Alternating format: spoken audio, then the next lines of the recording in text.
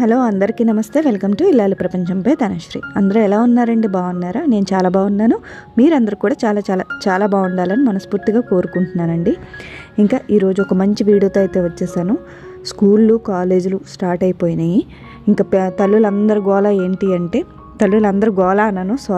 తల్లులందరి బాధ ఏంటి అంటే పిల్లలకి హెల్తీగా ఫుడ్ పెట్టాలి, అలాగే అవి సింపుల్గా అయిపోవాలని అనుకుంటాం కదా. సో అలాంటి సింపుల్గా హెల్దీ వెర్షన్లో మంచి యమ్మీ రెసిపీస్ తోటి వచ్చేసాను. ఇది నేనేంటంటే మా పిల్లలకి లంచ్ బాక్స్ అలాగే ఈవినింగ్ స్నాక్స్లోకి ఒకేసారి చేసేసాను అనమాట.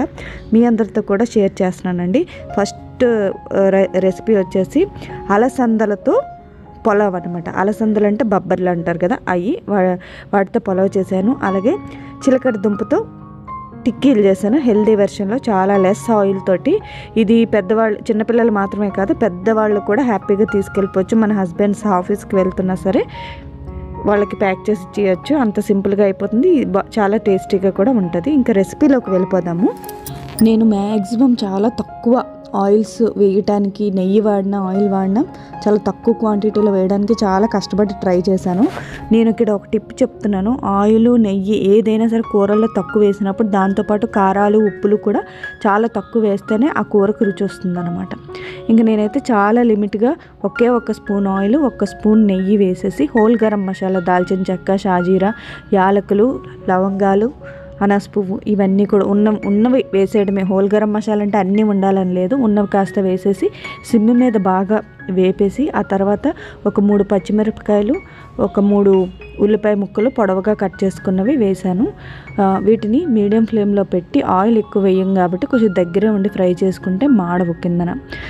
ఇంకోటి ఏంటంటే, ఇది నేను నార్మల్గా ఒక చిన్న గ్లాస్ తోటి ఒక 3కి సరిపోయే విధంగా నేను ఈ రెసిపీ చేస్తున్నానండి. ఇంకా ఉల్లిపాయలు అయితే వేపుతూ ఉండాలి. ఇంకా అలాగే చిలకడ దుంపల టిక్కీల కోసం నేను చిలకడ దుంపలు స్టీమ్ పెట్టుకుంటున్నాను. స్టీమ్ పెట్టుకుంటే వాటర్ ఎక్కువగా పట్టదు అనమాట. ఇడ్లీ పాత్రలోనైనా మనం స్టీమ్ పెట్టుకోవచ్చు. ఇంక ఈ లోపల ఉల్లిపాయలు వేగినాయి కదా, మంచి ఆనియన్ పింక్ కలర్లోకి వచ్చిన తర్వాత 1 టేబుల్ స్పూన్ వరకు అల్లం వెల్లుల్లి పేస్ట్ వేస్తున్నాను. అలాగే 3 మీడియం సైజ్ టమాటాలని ప్యూరీలా చేసేసి వేసుకుంటున్నాను. ముక్కలు చేసి వేసుకున్నా పర్వాలేదు, బట్ పిల్లలు తీసి పక్కన పెట్టేస్తారని నేను ప్యూరీలా వేస్తున్నాను. వేసిన తర్వాత ఈ టమాటాని ఒక 2-3 నిమిషాల వరకు అలా ఫ్రై చేస్తూనే ఉండాలి. జస్ట్ ఒక 3 నిమిషాలు ఫ్రై చేసిన తర్వాత కొంచెం కొత్తిమీర, కొంచెం పుదీనా బాగా వాష్ చేసేసి కట్ చేసేసి వేసేసుకోవచ్చు. మంచి ఫ్లేవర్ వస్తుంది, హెల్త్కి కూడా చాలా మంచిది. ఇంకా మెయిన్ ఇంగ్రీడియంట్ వచ్చేసి అలసందలు, బబ్బర్లు అంటారు.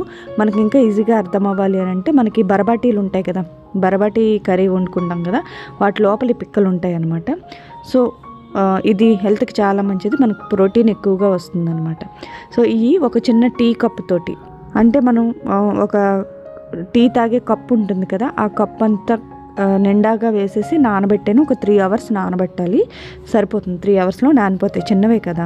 సో ఇలా నానబెట్టినవి ఆ టమాటా ప్యూరీలో వేసేసి ఇంకా వాటికి సరిపడా ఉప్పు వేయాలి. అలాగే కారం కూడా చాలా తక్కువ వేయాలి, చాలా అంటే చాలా తక్కువ వేయాలి. కొంచెం ఎక్కువ వేసినా కూడా వగరు వచ్చేస్తుంది అనమాట.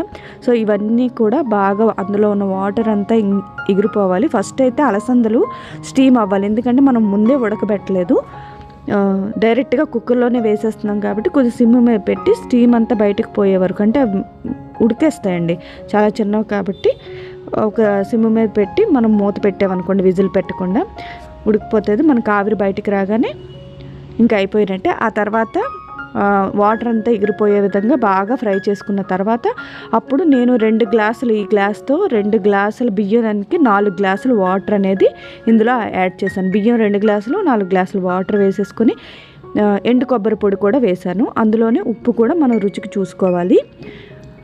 ఎండు కొబ్బరి పొడి వేయటం వల్ల ఏంటంటే టేస్ట్ బాగుంటుంది. ఎండు కొబ్బరి పొడి హెల్త్కి కూడా చాలా మంచిది, కొబ్బరి ఏదో విధంగా మనం ఫుడ్లో తీసుకుంటే. ఇంక ఇది కొంచెం మరిగిన తర్వాత ఈ బియ్యాన్ని నానబెట్టానండి ఒక అరగంట సేపు. ఇది నార్మల్ బియ్యం, సోనా మసూరి బియ్యం, అందుకనే 2 గ్లాసుల బియ్యానికి 4 గ్లాసులు వాటర్ యాడ్ చేశాను. అదే బాస్మతి అయితే 1:1 సరిపోతుంది, అంటే 1 గ్లాస్ బియ్యానికి 1 గ్లాస్ వాటర్ సరిపోతుంది నానబెడితే. సో ఇలా వేసేసి నేను రైస్ ఎలాగైతే విజిల్ పెడతానో సేమ్ అంతే విజిల్ నేను పెట్టేసుకున్నాను అనమాట. నేనేంటంటే సిమ్లో పెట్టేశాను, ఈ కుక్కర్ని సిమ్లో పెట్టేసి 2 విజిల్స్ రాగానే ఉడికిపోతుంది. సో మీ కుక్కర్ ఎన్ని విజిల్స్కి ఉడుకుతుందో, రైస్ పెడితే మనకి ఎన్ని విజిల్స్కి ఉడుకుతుందో అంతే లెక్క పెట్టేసుకోవాలి. సో 2 విజిల్స్ పెట్టి ఆవిరి అది పోగానే, స్టీమ్ అంతా పోగానే ఇంకా మూత అది తీసుకొని ఒక్కసారి కలిపేస్తున్నాం. ఎందుకంటే మనం డైరెక్ట్గా ఇంకా కుక్కర్ మూత పెట్టేసాం కదా, దాన్ని బట్టి పైకి తేలిపోద్ది. సో మొత్తం అంతా కూడా 1 నిమిషం ఇలా కలిపేసుకోవాలన్నమాట. కలిపేసుకొని ఇంక సర్వ్ చేసేసుకోవడానండి. చక్కగా మంచిగా మల్లె పువ్వుల్లాగా అయిపోయింది. ఇక చూసారు కదా, మనకి ఇక్కడ నేను మీకు చూపిస్తాను చూడండి. అలసందలు అయితే మెత్తగా ఉడికిపోయినాయి.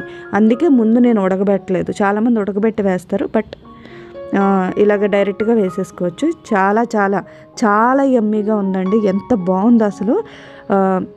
ఇలాంటి హెల్త్ ఇంగ్రీడియంట్స్ టేస్టీగా చేస్తే పిల్లలు చాలా ఇష్టంగా తింటారు. ఇంకా ఇప్పుడు ఇంకొక ఇంగ్రీడియంట్ చిలకడ దుంపలతో టిక్కీలు.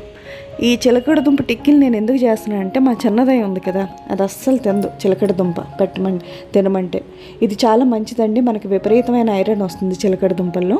సో అందుకని ఇలా ఈ విధంగా నేను చేస్తున్నాను. ఫస్ట్ అయితే చిలకడ దుంపలను ఉడకబెట్టేసుకొని దాని మీద ఉన్న తొక్కని పీల్ చేసేసి తర్వాత దీన్ని చేత్తో స్మాష్ చేసుకుని ఈజీగా అయిపోతుంది. లేదంటే ఇలాగా మనకి గ్రేటర్ ఉంటుంది కదా, గ్రేటర్తో చేసుకున్నా సరే అయిపోతుంది. ఇప్పుడు ఇందులోకి నేను పన్నీర్ తురుము, మన ఇష్టం, ఇందులో బీట్రూట్ వేసుకోవచ్చు, ఆకుకూరలు వేసుకోవచ్చు, తోటకూర వేసుకోవచ్చు, పాలకూర, మెంతికూర ఏదైనా వేసుకోవచ్చు. మనకి ఇష్టం వచ్చిన ఇంగ్రీడియంట్స్, బీన్స్ ముక్కలు చిన్నగా కట్ చేసుకున్నాను, క్యారెట్ కట్ చేసుకోవచ్చు. ఇలా మనకి ఇష్టం వచ్చిన వెజిటేబుల్స్ అన్నీ కూడా చాప్ చేసేసి ఇందులో వేసేసాను. నేనైతే పన్నీరు, క్యారెట్ తురుము, కొత్తిమీర నా దగ్గర ఉన్నాయి, ఇవి వేసేసాను.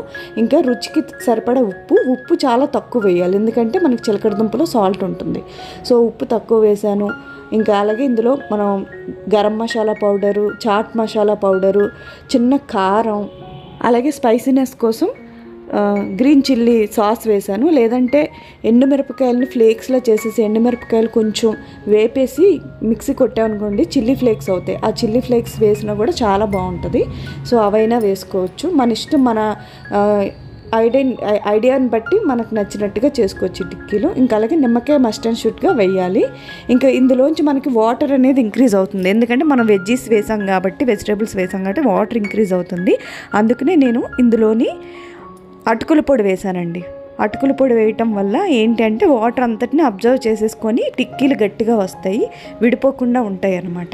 ఇంకా అటుకుల పొడి వేసిన తర్వాత కాసేపు పక్కన పెట్టేయాలి, ఎందుకంటే వాటర్ అది అటుకుల పొడి అబ్జర్వ్ చేసుకొని గట్టిగా తయారవుతాయి, టిక్కీలు షేప్ వస్తుంది అనమాట. సో నేను ఆల్రెడీ ముందే చేసేసాను టిక్కీలు. నేను కెమెరా ఆన్ చేశాను అనుకున్నాను కానీ ఆన్ చేయలేదు. సో అవి ఆల్రెడీ చేశాను. ఇప్పుడు ఇంకొకసారి చూపించేస్తున్నాను చూడండి. మనకి చేతికి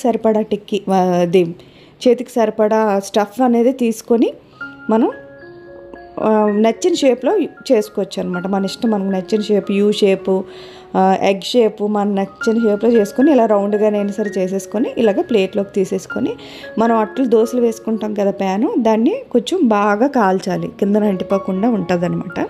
సో దాన్ని బాగా కాల్చేసి కొద్దిగా ఉల్లిపాయ పెట్టి నేను ఇలా పాముతున్నాను.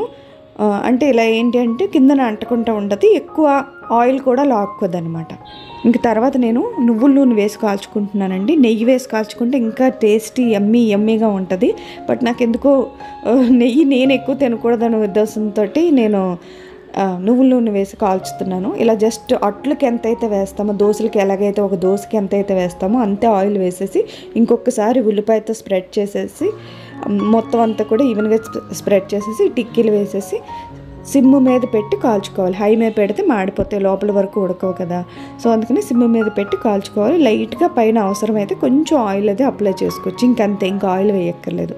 నేను సిమ్ మీద పెట్టి ఇలా కాల్చేసుకున్నాను. చూసారు కదా, ఎక్కడ అంటుకోకుండా నీట్గా ఇలా ఫ్లిప్ చేసేసుకుంటే నీట్గా వచ్చేస్తుంది. యాక్చువల్లీ నేను ఇందులో డెకరేషన్కి చిన్న జీడిపప్పు కూడా పైన అంటిద్దాం అనుకున్నాను, ఫ్రిడ్జ్లో చూస్తే జీడిపప్పు లేదు. సో ఇలా అయిపోయిందనమాట. ఇంకా నెక్స్ట్ సైడ్ ఫ్లిప్ చేసేసిన తర్వాత అప్పుడు కూడా చక్కగా మంచిగా కాల్ చేసుకుంటే ఈ విధంగా వస్తాయండి. సో నీట్గా చాలా బాగుంది, చాలా చాలా యమ్మీగా ఉన్నాయి. కాకపోతే ఉప్పు అనేది చూసుకొని వేసుకోవాలి, ఎందుకంటే మనకు చిలకడ దుంపలో చిన్న సాల్టీనెస్ వస్తుంది, అలాగే స్వీట్నెస్ కూడా వస్తుంది. కొంచెం కారాలు ఎక్కువ వేసుకున్నా పర్వాలేదు. స్పైసెస్ అంటే నేను ఇప్పుడు ఇందులో వేసాను కదా, చాట్ మసాలా, ధనియాల పొడి, జీలకర్ర పొడి, గరం మసాలా, మన ఇష్టం, ఏదైనా సరే స్పైసెస్ వేసుకోవచ్చు. కొంచెం కారం కూడా ఎక్కువ వేసుకోవచ్చు, చిల్లీ ఫ్లేక్స్ వేసుకోవచ్చు. ఇవి కొద్దిగా ఎక్కువ యాడ్ చేస్తే చిలకడ దుంపలో ఉండే స్వీట్నెస్ మనకు తెలియకుండా ఉంటుందన్నమాట.